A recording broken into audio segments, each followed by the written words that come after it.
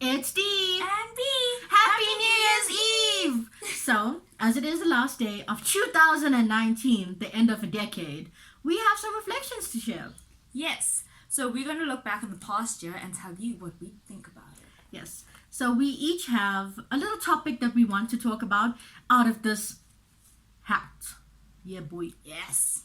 So we're simply going to pick it out and talk about it. Yes, if it is our topic. Okay, want to rock, paper, scissors to see who goes first? Sure. Rock, paper, scissors. Rock, paper, scissors. Yes! Maybe You yes. always win. You see, I've got this telepathy. Okay, that's what I learned in 2019. I'm better at rock, paper, scissors than her. Okay, let me just... Not like I don't know what's going to be in here. Oh, this is actually one of my topics. Can you see it says grow.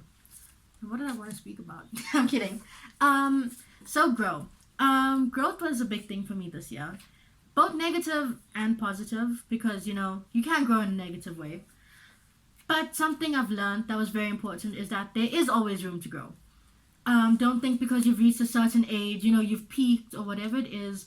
Trust me, girl or guy, there's always room to grow. I was faced with a lot of challenges this year that I haven't faced before in my life. It was simultaneously one of the worst years, but yet the best years ever. There's a lot of firsts, and there was a lot of challenges I really had to overcome. But yeah, you will learn to grow from them. If you think you're just like this old tree, whatever it is, trust me, there's room for new leaves. That's nice. That's a cool saying. Yeah. And any comments? I mean, I totally agree. I always feel like there's place to grow and better yourself, and experiences make you who you are. That's true. Although it might seem cheesy, like there's always room to grow. You will feel it. Mm-hmm. It's just something that you feel, and although growth and grow seems like a buzzword that they use in advertising, it's really not. Yeah. Just trust yourself and watch yourself well. Yeah. Your turn. Want. It's mine. It's Woo! mine. Yay.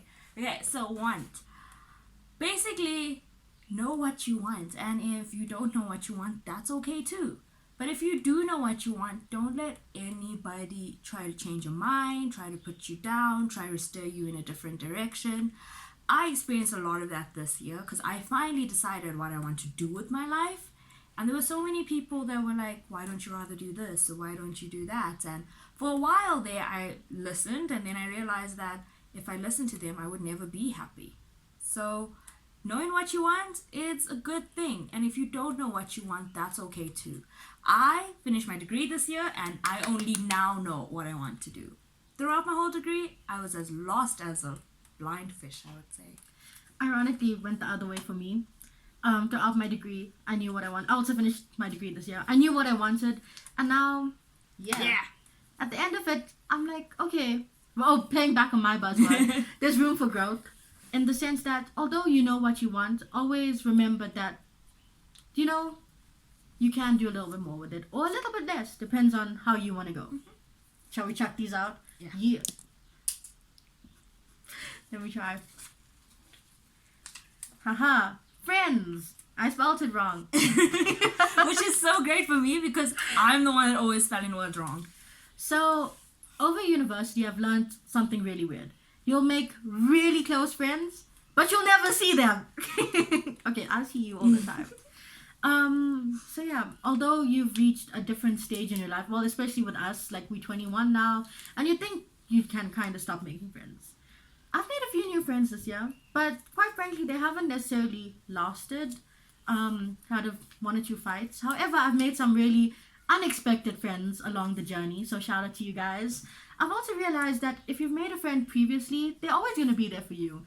And don't underestimate it, because even though you might not chat to them often or text them, if you call them, they'll most likely be there. Yeah, reconnecting with old friends actually way easier than you would think. Mm-hmm.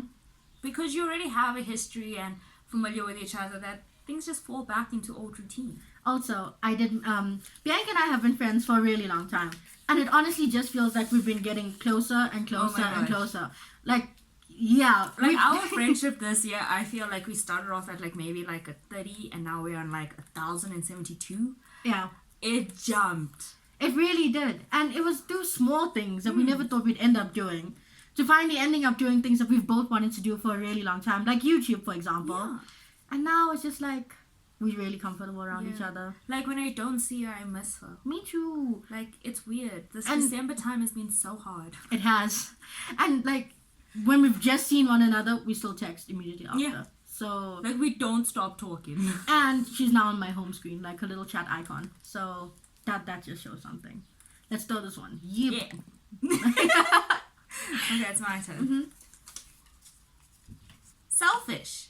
That's also yours. mine. Okay, so selfish. So basically, Yeah.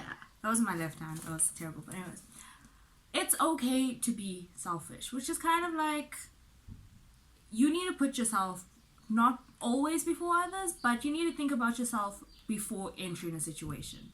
So I was faced with a lot of situations where I regarded the other person's feelings over my own, even though it may have hurt me more. And I don't want to do that in the future. I want to be able to always put my well-being first. So that's like, I think one of the biggest things I learned in 2019, that it's okay to not to be selfish. It's okay to be selfish. Yeah. But in a positive way. Yeah. I think. One comment I have on that is I've also sort of realized that in my own way.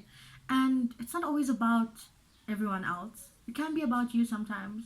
But it's also good to help everyone else, but don't forget to put your oxygen mask on first. Like they tell you in the planes. Yeah. Just make sure you can breathe before you help someone else breathe. Yeah, so in 2019, I did the complete opposite. I would make sure everybody else could breathe before I could breathe myself. And like mentally and emotionally, it takes a strain. Yeah. That was very dramatic, by the way. Okay, my turn. Hopefully I get my last one. That'd be pretty cool. Yay! I actually did. Okay, what are the odds of this happening? It's very rare. So my one is help.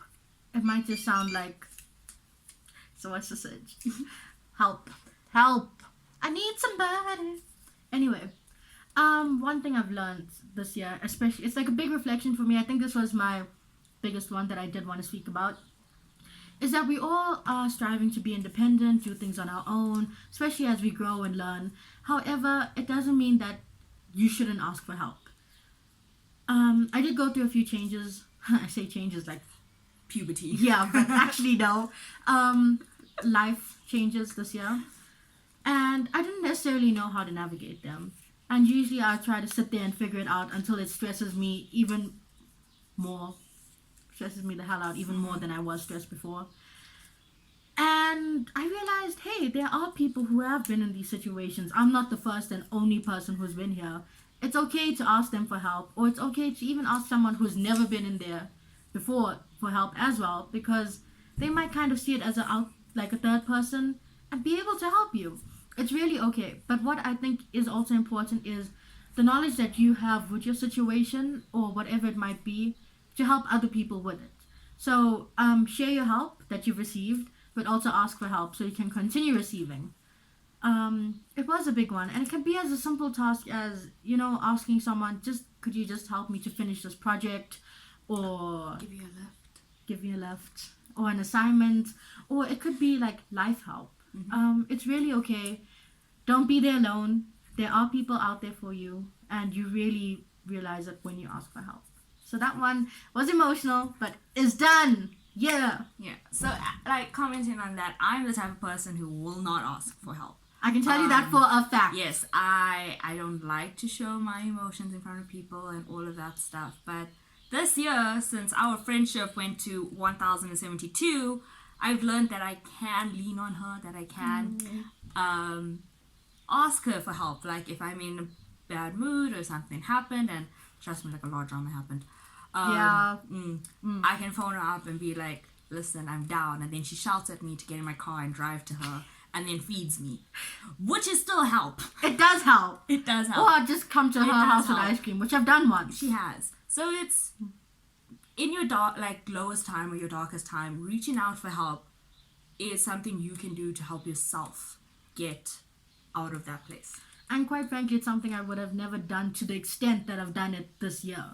And it really makes a difference. It actually makes you feel less alone. And being alone, like feeling alone in situations, makes you feel even worse about the situation. Yeah. So, last one. Last one. I wonder what it could be. Stand your ground. Yes. So, this kind of ties in with all the other ones for the video, is stand your ground. A lot of the time people are going to push you over. If you're nice, people are going to take advantage. Do not let them. Know your worth and stand your ground. I'm doing all the hand gestures. Yeah. Like, it is so important for you, especially in like a society where people are more nasty than nice, that they're all on Santa's bad list. Yeah. That you actually put your best foot forward and you know what you want and you freaking go for it. Yeah. Yes. So like, stand your ground against anybody, even if it's against your own family. Family sometimes can be so hard on you that you feel that out of like respect or out of obligation to just take it. You don't necessarily have to. If you feel confident, if you feel like this is really what you want to do, stand your ground and defeat the Hans. Yes. Wow. Because why? We are men. Okay, so I'd like to comment on that just a little bit. I agree with Bianca 100%, especially when it comes to standing your ground. However, there's always room to move a little bit. That makes sense, especially if it comes in terms of a compromise, but never compromise your values or the things that make the core of you.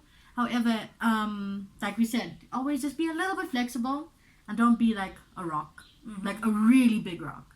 I feel like you could move a really big rock, but you get what I mean. Yeah, so I think that's a wrap. Yeah. We just wanted to share some of our reflections, no matter how cheesy or you think you know them, but these are just our little personal experiences. Yeah, we'd love to see down in the comments what you guys have as a reflection for 2019. We don't do resolutions, just by the way. We really don't. Yeah. But if you have a resolution, put them down below. Yeah.